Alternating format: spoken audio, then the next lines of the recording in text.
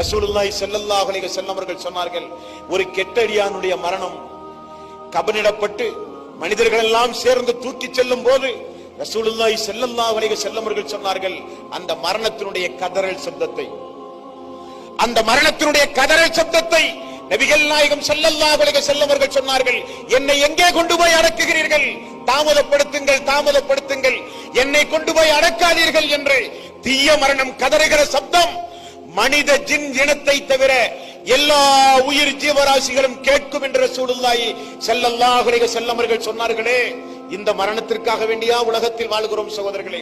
அல்லாஹுவை மறந்தால், வணக்க வழிபாட்டை ரப்புல் ஆலமீனுக்கு நீங்கள் செலுத்தாமல் வாழ்ந்தால் இப்படிப்பட்ட மரணத்தை நீங்கள் சந்திக்க நேரிடும்.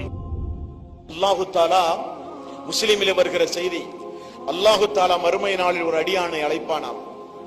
அடைத்து விட்டு அவனிடத்திலே சொல்லுவானாம், உனக்கு நான் மனைவியை தந்தேனா என்று கேட்பான். ஆமாம் யா அல்லாஹ். உனக்கு நான் பிள்ளை செல்வத்தை தந்தேனா? ஆமாம் யா அல்லாஹ்.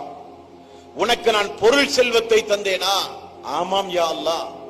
உனக்கு நான் அதிகாரத்தை தந்தேனா? ஆமாம் யா அல்லாஹ். உனக்கு நான் நல்ல ஆரோக்கியத்தை தந்தேனா? ஆமாம் யா அல்லாஹ்.